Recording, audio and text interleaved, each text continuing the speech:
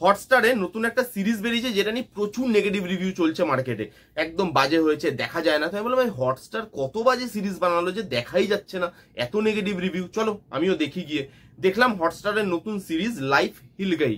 কাস্টে আছে দিব্যেন্দু, কুশা কপিলা এবং আরো অনেকে। 6টা এপিসোড, প্রত্যেকটা এপিসোড 30 থেকে 40 মিনিটের মধ্যে। তো বেশ খানিকটা সময় কিন্তু আপনাকে দিতে হবে, আপনার টাইমটাকে ডিজার্ভ করে। কেন লোক এত নেগেটিভ রিভিউ দিচ্ছে সিরিজটাকে নিয়ে? সিরিজটা কি সত্যি এত খারাপ হয়েছে যেটা বসে দেখা যায় না?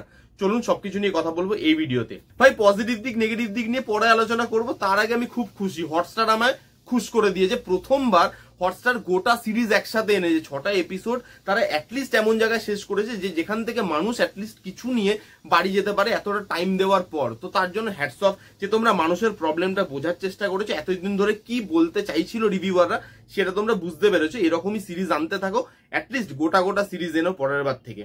এবার এর গল্পটা যদি আপনাদেরকে একটুখানি বলে নিই। একটা ভাঙা হোটেল আছে, যেই হোটেলটাকে দুজনকে ঠিক করতে হবে, মানে দিব্যেন্দু এবং কুশা কপিলা যারা সম্পর্কে ভাই বোন, তাদের দাদু তাদেরকে একটা টাস্ক দেয়, কারণ তারা লাইফে কিচ্ছু করতে পারেনি এবং নাকারা নিকাম্মা দুটো ছেলে আর মেয়ে।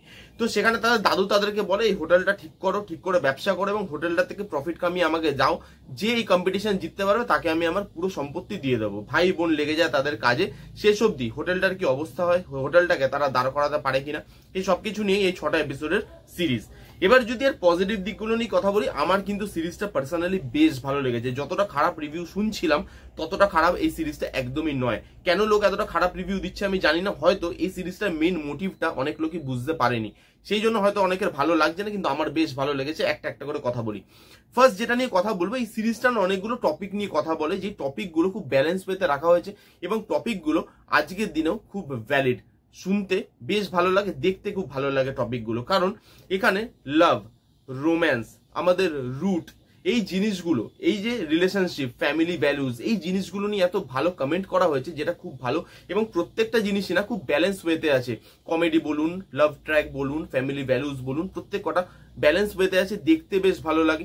এবং তার সাথে সিরিজটা একটা মেসেজ ডেলিভার করে আপনাকে, যেটাও কিন্তু বেশ ভালো। আন্ডারলাইন করা নয়, তাই জন্য হয়তো অনেকে বুঝতে পারছে না। সেটা হচ্ছে এই যে লাইফের রেস চলে আমাদের প্রতিনিয়ত, সেই লাইফের রেসে স্লো ডাউন হওয়াটা পিছিয়ে পড়া নয়, বরং পেছনে যে মানুষগুলো রয়ে গেছে সেই মানুষগুলোকে নিয়ে এগিয়ে যাওয়াটাই হচ্ছে লাইফ। এই যে মেসেজটা দেয়, এই যে রুটের মেসেজটা দেয়, যে তুমি যতই বড় হয়ে যাও না কেন তোমাকে রুটের কাছে একদিন না একদিন ফিরে আসতেই হবে এবং মানুষের রুটটা ভোলাটা উচিত নয়, সেই মেসেজটা যে ডেলিভার করে।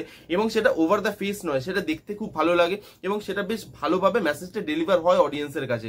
এবং তার সঙ্গে এই সিরিজের পারফরমেন্সেস, দিব্যেন্দু আমাদের মুন্না ভাইয়া খুব ভালো পারফর্ম করেছে, কুশা কপিলা খুব ভালো পারফর্ম করেছে, তার সঙ্গে মুক্তি মোহন আছে, বিনয় পাঠক আছে, যারাও খুব সুন্দর পারফর্ম করেছে। গ্রামে যেই কজন কাস্ট নেওয়া হয়েছিল তারাও খুব ভালো পারফর্ম করার চেষ্টা করেছে। তো পারফরমেন্সেস এখানে ভালো, সবাই 100% দেওয়ার চেষ্টা করেছে। এই সিরিজে কমেডিও খুব ভালোভাবে ওয়ার্ক করে। এখানে প্রথম দিকটা মানে ওই 1, 2, 3, 4 এই এপিসোডগুলোতে কমেডি খুব ভালোভাবে ওয়ার্ক করে। সেই কমেডিটা দেখে খুব যে আপনি হাসবেন তা নয়, কিন্তু সেই কমেডিটা আপনাকে মজা দেবে। সেই কমেডিটা আপনি একটু ইডিওটিক বলতে পারেন, একটু ননসেন্স বলতে পারেন, ইললজিক্যাল বলতে পারেন, কিন্তু সেই কমেডিটা দেখতে ভালো লাগবে। কারণ আমরা এত লজিক খুঁজি এখন প্রত্যেকটা জিনিসে, এই যে প্রত্যেকটা জিনিস আমরা সেন্স খোঁজার চেষ্টা করি, সেখান থেকে বেরিয়ে এই সিরিজটাকে বানানোর চেষ্টা করেছে মেকার্সরা, যেটা কিন্তু বেশ ভালো লেগেছে। কারণ একটু ভেবে দেখুন, আমরা যে ছোটবেলায় ইডিয়েটের মতো জিনিসপত্র করি, ননসেন্সের মতো জিনিসপত্র করি, যেই জিনিসগুলো এখন মনে পড়লে আমাদের এখন হাসি পায়, যে ভাই ছোটবেলায় আমি এরকম করতাম, এরকম ছিলাম, যে কোনো কাজ করতে যেতাম ভুলই করতাম, মা বাবার কাছে বকা খেতাম, সেই জিনিসগুলোই কিন্তু এখানে দেখিয়েছে। সেই জিনিসগুলোই দেখতে আমাদের এখন ইডিওটিক লাগছে, বাট সেই জিনিসগুলো আমার কিন্তু বেশ ভালো লেগেছে। ওই পুরোনো মেমোরিজ, যে এখন অনেক বন্ধু বান্ধব হয়তো আছে যাদের সাথে কথা হয় না, দেখা হয় না, তারা অনেক ছড়িয়ে ছিটিয়ে গেছে, সেই তাদের মেমোরিগুলো তো রয়ে গেছে। সেই ছোটবেলায় আমরা কি করতাম, ছোটবেলায় কিরকম ননসেন্সের মতো জিনিসপত্র করতাম, সেগুলো কিন্তু এই সিরিজটা দেখে আপনি ফিল করতে পারবেন। সিরিজটার মধ্যে কোনো অ্যাডাল্ট্রি নেই, সিরিজের মধ্যে কোনো ভারী ভারকাম ডায়লগ নেই, ভারী ভারকাম কথা নেই, কোনো ভাবতে হবে না আপনাকে এরকম না খুব ইন্টেন্স একটা সিরিজ, অনেক কিছু বুদ্ধি খরচা করতে হবে না। সিম্পল মাথা নিয়ে দেখবেন, লজিক ফজিক ছেড়ে দেখবেন, সেই যে ছোটবেলাটা সেটা আপনি ফিল করতে পারবেন এই সিরিজটার মধ্যে দিয়ে, ক্যারেক্টারগুলোর মধ্যে দিয়ে।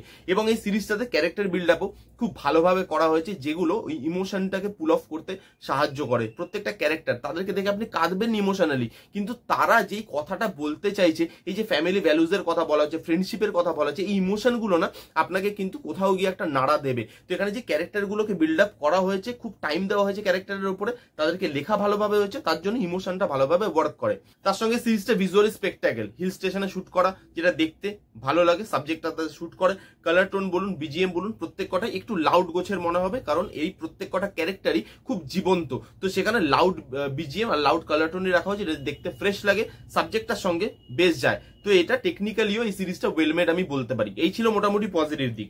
এবার যদি আমি নেগেটিভ দিকে মুভ করি, দুটো জিনিস আমার নেগেটিভ লেগেছে। ফার্স্ট হচ্ছে সিরিজের লেন্থ অনেক বড়। এটা যদি একটা মুভি হতো 2 ঘন্টা 15 মিনিটের, বেশি ভালো জাস্টিফাই করতে পারতো, কম টাইমে অনেক কিছু বেশি বলে বেরিয়ে যেতে পারতো। এত লম্বা সিরিজ করার দরকার ছিল না। তার মধ্যে এটার আবার সিজন 2 এরও একটা জায়গা রেখেছে, যেখানে পরের সিজন আসবে বোঝা যাচ্ছে, সেই জিনিসটা দরকার ছিল না। একটা সিজনের মধ্যে শেষ করে দিতে পারতো, অথবা সব থেকে ভালো তো একটা মুভি করে কম্প্যাক্ট করে আরো বার করলে সেই জিনিসটা আরো বেশি বেটার লাগতো। কারণ কিছু সিনস আছে যেগুলো আপনার একটু ড্র্যাগিং মনে হবে, যে একটু ড্র্যাগ করছে বোধহয় সিরিজটাকে, একটু টাইম নিচ্ছে, সেই জিনিসটা না হলেও পারতো। আর তার সঙ্গে এখানে লাস্টের দিকে গিয়ে কমেডিটা কোথাও গিয়ে হারিয়ে যায়। প্রথম 3-4টে এপিসোড কমেডিটা ভালো ওয়ার্ক করে, বাট ওই 4, 5, 6 এই লাস্ট 2-3টে এপিসোড না কোথাও গিয়ে খুব ফ্যামিলি ওরিয়েন্টেড হয়ে যায়, খুব ইমোশনাল হয়ে যায়। ওই জিনিসগুলোর জায়গায় সে কমেডিটা খুব ভালোভাবে ওয়ার্ক করে না, যে কমেডিটা প্রথম থেকে ওয়ার্ক করছিল। এছাড়া এই সিরিজটা আমার কিন্তু বেশ ভালো লেগেছে। যারা যারা একটু লাইট মুডের সিরিজ দেখতে চান, যারা যারা একটু মানে ফ্যামিলির সাথে বসে, বাচ্চাদের সাথে বসে একটা ফুল এন্টারটেনমেন্ট জিনিস এনজয় করতে চান, তাদের জন্য এই সিরিজটা একবার আপনি অবশ্যই দেখতে পারেন। আমার কিন্তু বেশ ভালো লেগেছে। এই ছিল রিভিউ লাইফ হিল গাইয়ের। কেমন লাগলো রিভিউটা জানাতে ভুলবেন না। রিভিউটা ভালো লাগলে please give it a Thums up, like করবেন, কমেন্ট করবেন, শেয়ার করবেন, চ্যানেলটাকে মাস্ট সাবস্ক্রাইব করবেন। দেখা হচ্ছে নেক্সট কোনো ভিডিওতে। ততক্ষণ bye bye, take care and be safe.